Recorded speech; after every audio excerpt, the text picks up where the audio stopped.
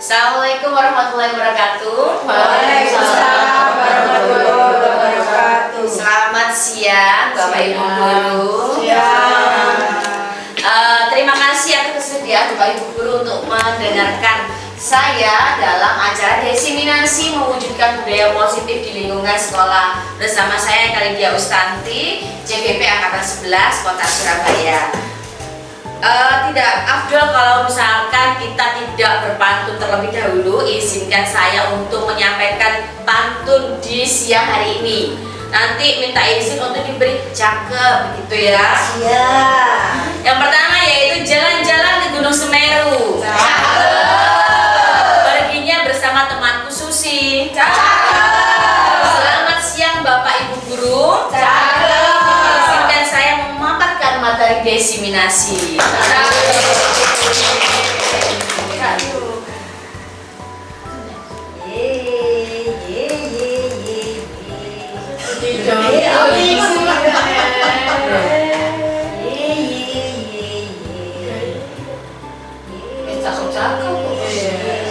Di sini sebelum saya mulai materi hari ini terkait desiminasi yang ingin saya sampaikan, saya ingin mengajak Bapak Ibu Guru terlebih dahulu untuk menjawab beberapa pertanyaan, pernyataan bukan pertanyaan.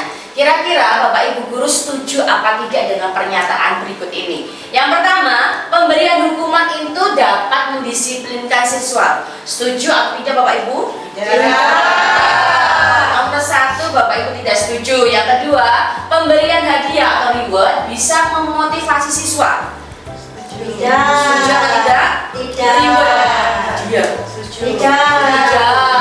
Bu Dwi menyatakan tidak, Bu Natalia mengatakan setuju, begitu. Jadi ada banyak jawaban begitu ya. Nanti kita bahas bersama kira-kira lebih cocok mana, pemberian reward atau bisa memotivasi apa tidak. Kemudian yang ketiga, guru bisa mengontrol peserta didik. Tidak.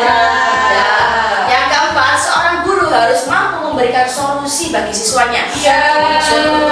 Malah memberi masalah kepada siswanya atau membebani, begitu, ge. Kemudian, nah di sini, pada siang hari ini itu akan yang saya sampaikan ada beberapa hal, yaitu yang pertama terkait budaya positif, yaitu perubahan paradigma belajar. Yang kedua, disiplin positif. Yang ketiga, nilai-nilai kebajikan. Yang keempat, kebutuhan dasar manusia. Yang kelima, motivasi perilaku manusia. Berikutnya yaitu yang keenam, posisi kontrol guru. Yang ketujuh, keyakinan kelas. Dan terakhir 8 yaitu segitiga restitusi.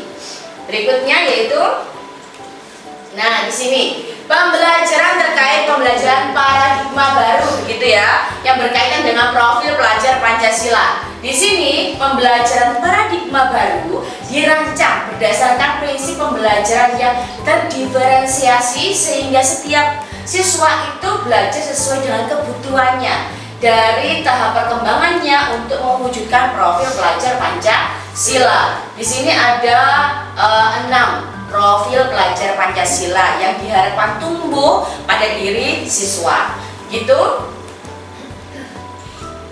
Nah, di sini membahas tentang disiplin positif dan juga nilai-nilai kebajikan. Perubahan paradigma belajar teori kontrol. Di sini ada beberapa ilusi, begitu ya. Ilusi guru mengontrol murid, kemudian ilusi bahwa semua penguatan positif, efektif dan bermanfaat. Kemudian yang ketiga yaitu ilusi bahwa kritik dan membuat orang merasa bersalah dapat menguatkan karakter.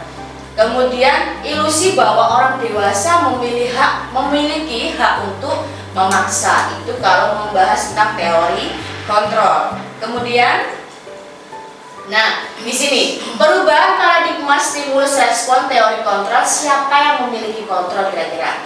Stimulus respon. Yang pertama yaitu kita mencoba mengubah orang agar berpandangan sama dengan kita. Sedangkan kalau teori kontrol itu pilihan, kita berusaha untuk memahami pandangan orang lain tentang dunia. Jadi lebih menghargai gitu. Kemudian yang kedua, perilaku buruk dilihat sebagai suatu kesalahan.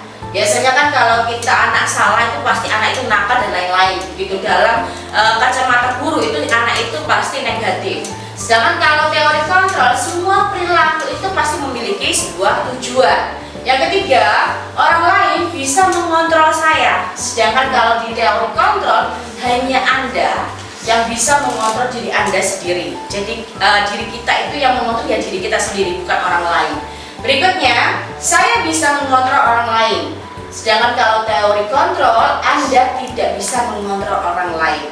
Karena kontrol diri itu hanya pada diri masing-masing. Berikutnya yaitu pemaksaan, ada pada saat bujukan gagal, jadi dipaksa, seolah-olah anak itu akhirnya tertekan. Sedangkan kalau teori kontrol itu adalah kolaborasi dan konsensus menciptakan pilihan-pilihan baru. Yang mungkin pilihan pertama tidak cocok, berarti kita berikan pilihan yang berikutnya yang mungkin bisa diterima oleh siswa. Kemudian model berpikir menang kalah, itu kalau stimulus respon. Sedangkan kalau teori kontrol yaitu model berpikir menang-menang. Gitu. Nah, kemudian di sini disiplin sendiri itu apa sih Bapak Ibu? Kira-kira disiplin. Kalau kita membahas kata disiplin itu kan kata yang sering kita dengar dan sangat akrab, terutama guru BK biasanya. Kedisiplinan atau mungkin bagian kata tertib biasanya kesesuaian. Kira-kira disiplin itu apa? Iya, taat, tepat waktu, kemudian sesuai aturan, gitu ya. Jadi kalau membahas disiplin, orientasi kita pasti berkaitan dengan aturan, pemaksaan, kemudian pokoknya sesuai dengan norma-norma yang ada, gitu ya. Kemudian berikutnya, nah, makna nilai-nilai kebajikan. Nilai-nilai kebajikan adalah sifat-sifat positif manusia yang merupakan tujuan mulia yang ingin dicapai setiap individu. Di sini seperti yang telah dikemukakan oleh Dr. William pada teori kontrol 1984 yang menyatakan bahwa setiap perubahan itu pasti memiliki suatu tujuan. Sama dengan perilaku siswa, itu pasti memiliki sebuah tujuan tertentu. Kemudian pendapat yang lain yaitu Diana Gosen yaitu 1998 mengemukakan bahwa dengan mengaitkan nilai-nilai kebajikan yang diyakini seseorang, maka motivasi intrinsiknya atau dalam diri sendiri itu akan terbangun. Kalau dari luar itu kan cukup sulit ya, tapi kalau dari diri sendiri itu akan lebih mudah terbangun, sehingga menggerakkan motivasi dari dalam untuk dapat mencapai tujuan mulia yang diinginkan. Nah, di sini ada berkaitan dengan teori motivasi, hukuman, dan penghargaan dan juga restitusi. Ada 3 motivasi perilaku manusia. Yang pertama yaitu untuk menghindari ketidaknyamanan atau hukuman. Biasanya yang pertama untuk menghindari ketidaknyamanan atau hukuman. Kira-kira Bapak Ibu pernah melakukan hal ini supaya aman-aman saja, di zona nyaman-nyaman saja, tidak dapat hukuman. Atau mungkin siswa, kira-kira apa yang dilakukan supaya tidak dapat hukuman? Berbohong, misalkan berbohong supaya aman, tidak dapat kasus, tidak dapat panggilan BK, gitu ya. Kemudian apa lagi? Tidak melanggar aturan. Tidak melanggar aturan. Mungkin kalau bohong tadi kan berkaitan dengan hal-hal yang negatif, begitu ya. Tidak misalkan waktunya masuk ya masuk, tidak berkeliaran di mana-mana. Kemudian yang kedua yaitu untuk mendapatkan imbalan atau penghargaan dari orang lain. Apakah kita sering menemukan siswa yang seperti itu? Ada. Supaya dapat imbalan apa kira-kira yang diharapkan siswa dari nilai yang bagus, begitu ya Bapak Ibu ya. Tambahan nilai takdiran dulu. Misalkan ya, traktiran nilai maksudnya. Misalkan dia mengerjakan duluan supaya dapat traktiran nilai dari gurunya, alias tambahan nilai. Kemudian yang ketiga, terima kasih Bu ya. Yang ketiga yaitu untuk menjadi orang yang mereka inginkan dan menghargai diri sendiri dengan nilai-nilai yang mereka percayai. Kira-kira apa contohnya Bapak Ibu? Menjadi orang yang mereka inginkan. Orang yang seperti apa kira-kira yang diinginkan? Mereka melakukan hal tersebut supaya keinginannya tercapai. Menjadi siswa yang teladan, misalkan dengan mengerjakan tugas-tugas sesuai waktunya, kalau tidak ada yang kosong dan lain-lain begitu ya.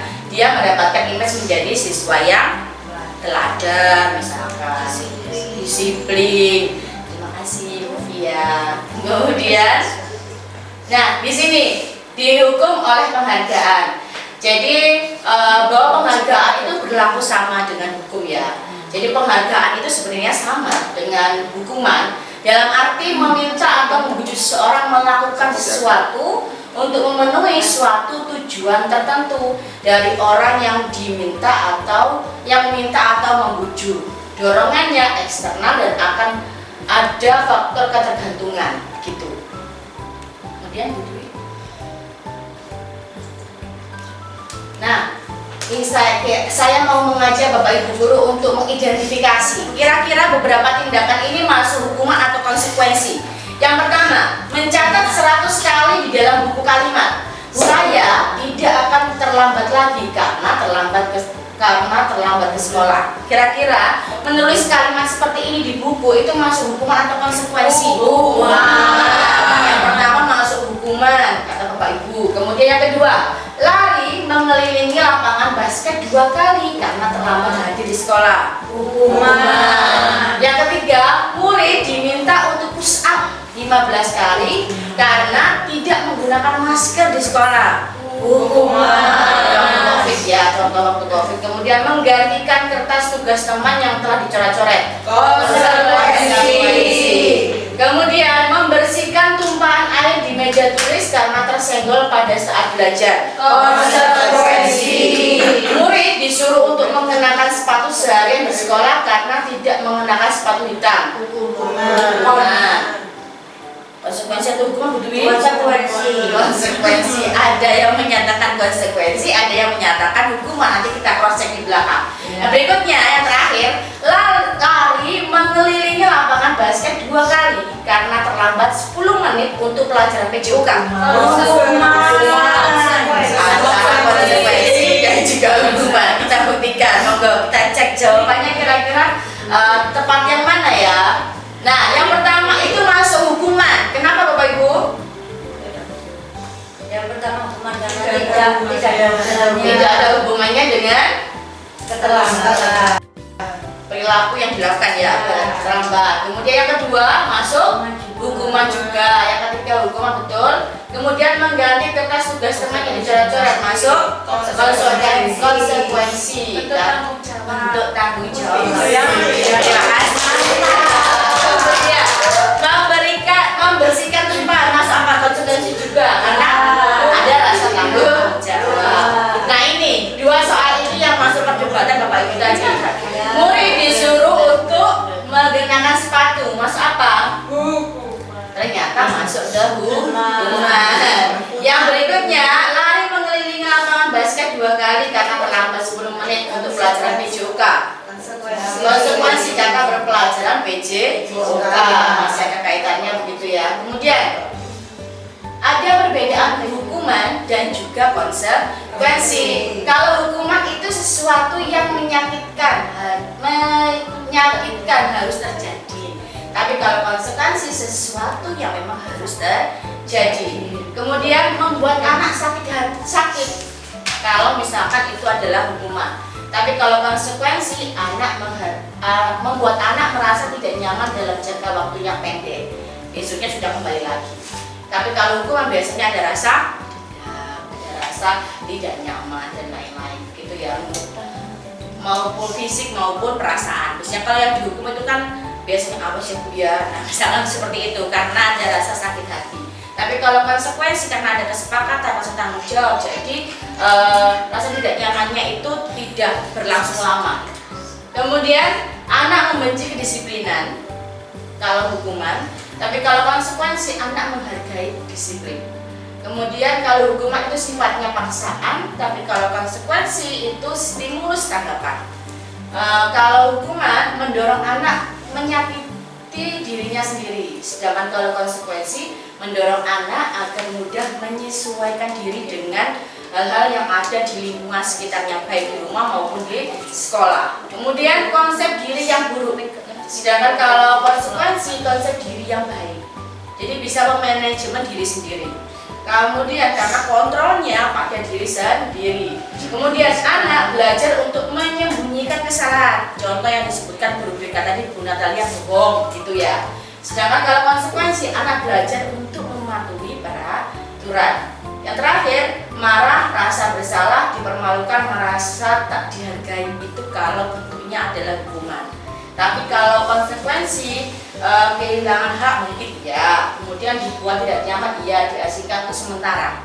Tapi itu dalam jangka waktu yang pendek, tidak seperti yang hukuman. Kemudian di sini ada perbedaan antara hukuman, konsekuensi, dan juga restitusi. Kalau hukuman, contohnya guru menghukum siswa tersebut hormat bendera selama 10 menit, itu bentuk hukuman. Tapi kalau konsekuensi, guru memberikan konsekuensi untuk mengerjakan PR-nya saat istirahat. Jadi ada ini ya, lebih longgar gitu. Kemudian kalau restitusi, guru menanyakan keyakinan kelas yang mungkin yang sudah disepakati di awal untuk membantu siswa menyelesaikan masalahnya. Yang kedua, guru marah dan murid menjadi takut. Kalau hukuman gitu, biasanya guru marah-marah itu masuk hukuman gitu ya di kelas. Siswanya akhirnya merasa takut dengan guru tersebut dan akhirnya membenci pelajaran yang diampu guru tersebut. Sedangkan kalau konsekuensi, guru itu masih memiliki wibawa gitu ya, tegas, tapi siswa juga menghormati peraturan. Kalau restitusi, guru terbuka, jadi komunikasinya lebih nyaman, lebih enak. Kemudian siswa menghormati dirinya dan juga orang lain, terutama gurunya. Itu tidak ada rasa sakit hati dan lain-lain. Kemudian materi berikutnya berkaitan dengan keyakinan kelas. Keyakinan kelas, kira-kira lebih enak mana diterapkan, peraturan atau keyakinan kelas? Keyakinan kelas, diyakini gitu ya. Nah, kira-kira saya punya tabel seperti ini, ada peraturan kelas di sebelah kanan. Mungkin kalau dari Bapak Ibu sebelah kiri ya. Kalau peraturan kelas ini diubah menjadi keyakinan kelas, kira-kira bahasanya berubah menjadi seperti apa?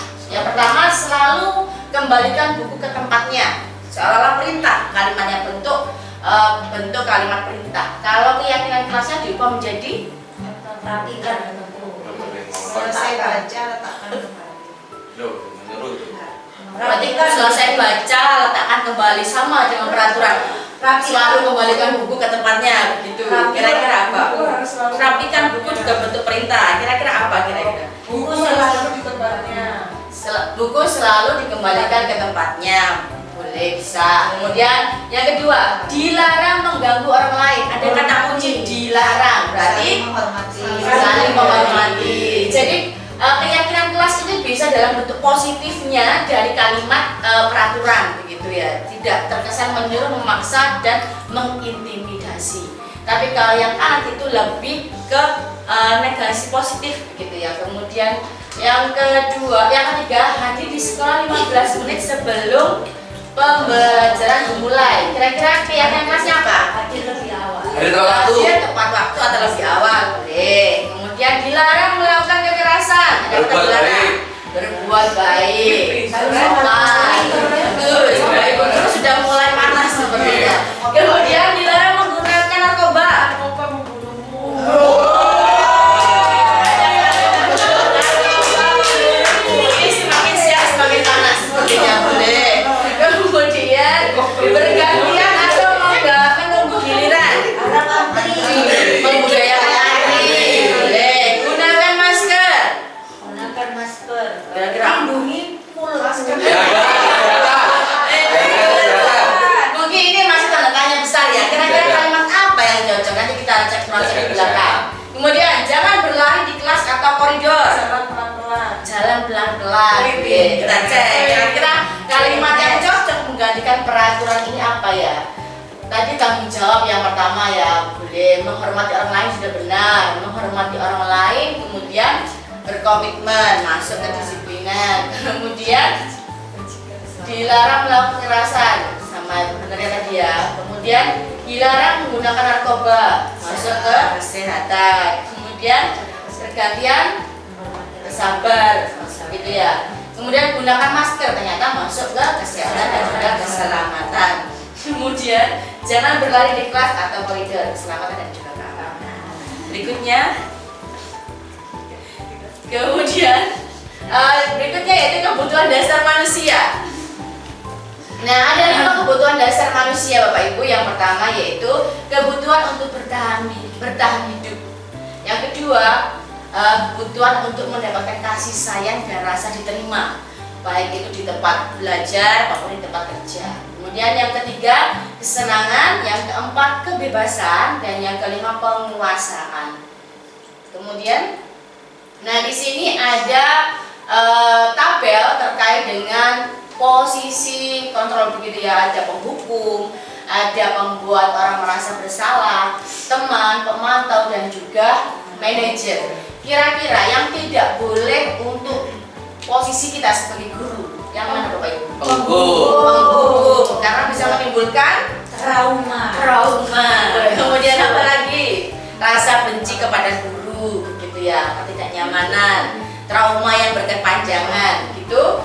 Berikutnya, nah di sini pernyataan-pernyataan dan siapa yang mengatakan. Kira-kira saya kecewa dengan kamu.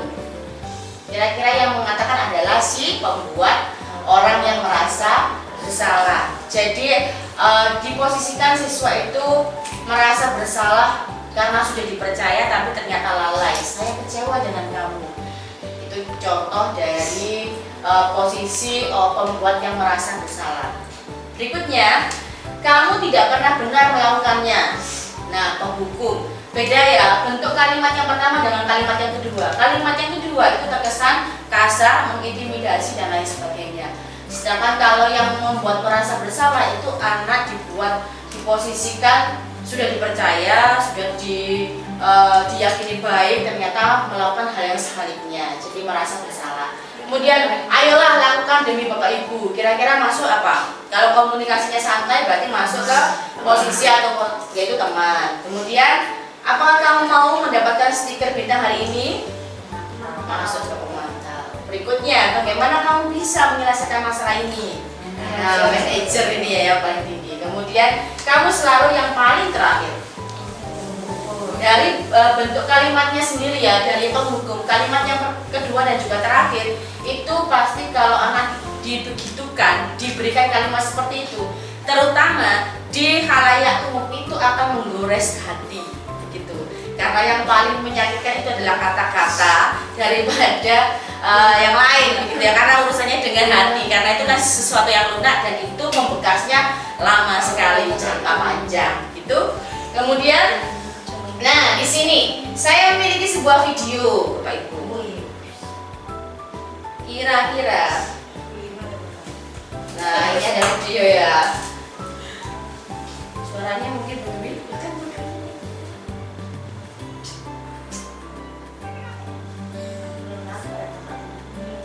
Nah, mungkin kan kesini kamu. Nah, mungkin ada lah di sekolah kita yang semacam itu. Ada sekolah dalam materi ini mungkin berubah kayak bahasanya begitu ya. Nah, di sini ada alasan kamu apa lagi? Kapan sih kamu tidak terlambat lagi? Nah, bahasanya kan tidak enak ya. Apalagi ini mungkin dasar pemalas. Ada kata-kata yang tidak sopan gitu ya, yang dilontarkan guru kepada murid. Saya yakin Bapak Ibu di sini tidak ada yang seperti ini. Ada. Soalnya Ada ya Pak Aman. siswanya nggak telat tuh. Soalnya nggak telat. Iya.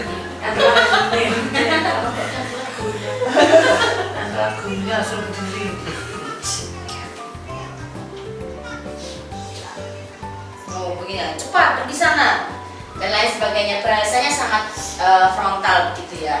Itu membuat siswa itu merasa.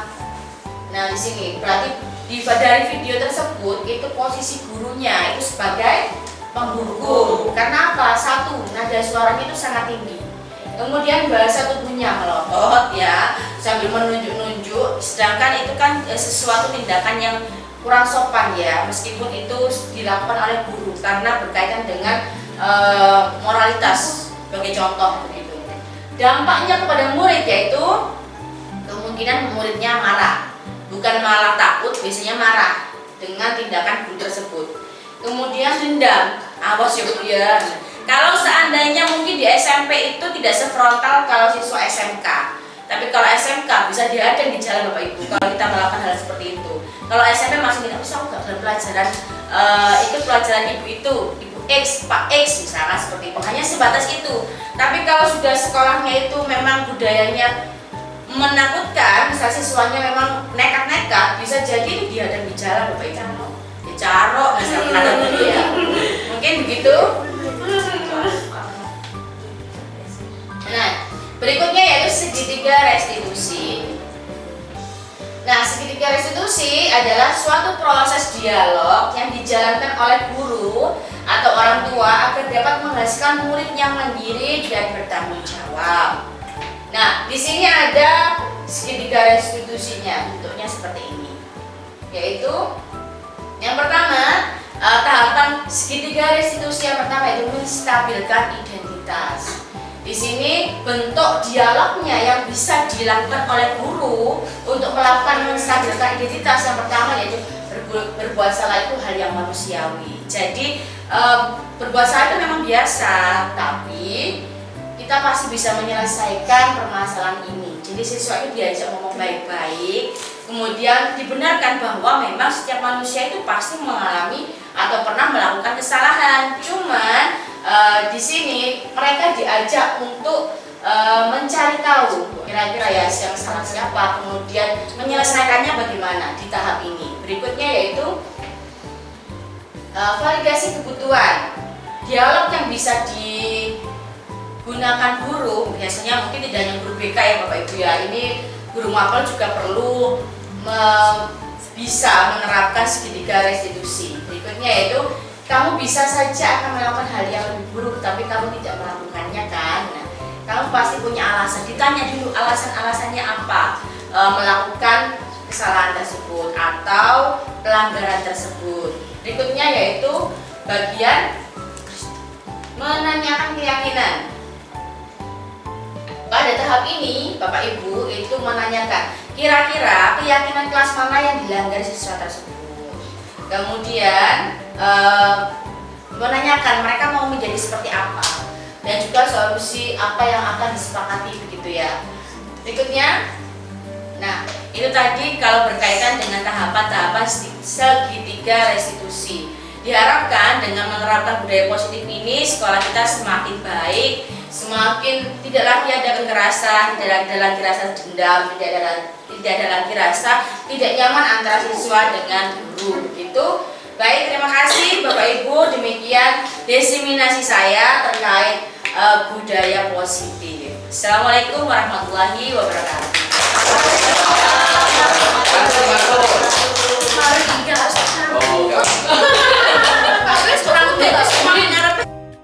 Assalamualaikum warahmatullahi wabarakatuh. Perkenalkan, saya Renantra dari SMP Negeri 33 Surabaya. Setelah saya mengikuti diseminasi budaya positif oleh salah satu calon guru penggerak di SMP Negeri 33 Surabaya, yaitu Ibu Eka Lydia Ustanti, yaitu mengenai budaya positif. Menurut saya, budaya positif penting dilakukan di sekolah kami di SMP Negeri 33 Surabaya, yang salah satu contohnya yaitu membuat kesepakatan kelas. Demikian dari saya, terima kasih. Wassalamualaikum warahmatullahi wabarakatuh.